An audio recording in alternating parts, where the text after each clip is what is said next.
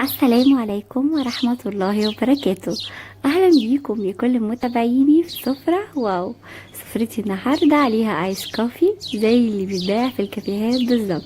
هنعمله بطريقة سهلة وبسيطة جدا، مش هتتخيلوا قد ايه هو سهل وطعمه لذيذ جدا. معايا 3 عبوة من عبوات النسكافيه، وهضيف كمان في البولة بتاعتي 3 معالق كبار مليانين جدا وهرميين من السكر. المقدار ده مناسب للمقدار ده، يعني 3 عبوات من النسكافيه زي ما انتم شايفين صغيرة خالص. وهحط عليهم 3 معالق سكر، وهضيف عليهم كمان 3 معالق مية متلجة. انا كوباية التلج حطيت عليها شوية مية وسبتها تسقع، سبت المية تسقع كويس قوي في التلج وتبوش التلج شوية، وهاخد بقى من كوباية التلج دي 3 معالق مية كبار. نقدر نزود لحد 4 معالق مية وبس كده. هو ده اللي بيعمل لي الكريمة او الرغوة اللذيذة جدا اللي فوق الكابتشينو ده او الايس كوفي ده. هضربه بالمضرب لحد ما السكر مع النسكافيه والمية يتحولوا لرغوة عالية جدا. شكلها زي شكل الكريم شانتيه، وقوامها كمان زي قوام الكريم شانتيه، بس طبعا لونها كافيه فاتح كده، وكمان يعني مفيهاش اي دسم. زي ما انتم شايفين هي سكر ونسكافيه وميه بس.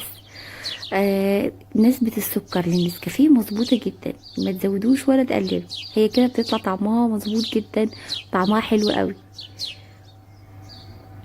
شايفين بقت كريمة معايا ازاي؟ في منتهى البساطة ولذيذة جدا جدا جدا، هتبسطكوا قوي. وكمان خصوصا كده خدوا يعني واحدة من الايس كوفي دي الصبح في حر الصيف كده، يعني هتنعشكوا جدا كحاجة ساقعة تشربوها، وفي نفس الوقت هتديكوا كده يعني باور حلوة طول اليوم ونشاط وحيوية فظيعة. شوفوا عمالة تفتحي معايا جدا ومضفتلهوش اي حاجة، وفضلت اضرب قدامكم كل المدة علشان تشوفوا اتحولت معايا ازاي. بعد كده جبت كوبايتين من اللبن الساقع المتلج، متلج جدا يعني. اللبن يعني حامله الكوبايه لحد 3/4 بس.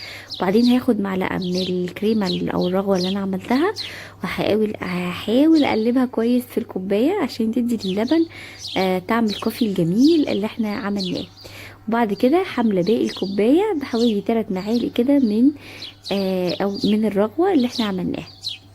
يبقى كل كوبايه بنحط لها معلقه كبيره مليانه من الرغوه دي علشان نقلبها فيها لحد ما تدوب، علشان تدي للبن طعم حلو او طعم الكوفي يعني لذيذ. وباقي الرغوه هنحطها على الوش، طعمها حلو جدا ومفيهاش اي دسامه، تنفع جدا للدايت، مفيش فيها مشكله غير شويه السكر اللي حطيناهم بس. يعني اشربوها بقى كده مع الشاليمو مع اي حاجه. حطوا جنبها بسكوت، حطوا جواها كمان بسكوته زي ما بتتقدم في الكافيهات. موضوع بسيط جدا وسهل وما بياخدش ثواني في تحضيره. بتمنى جدا الايس كوفي يكون عجبكم. لو عجبكم الفيديو متنسوش تعملوا لايك للفيديو وشير كمان عشان يوصل لكل الناس.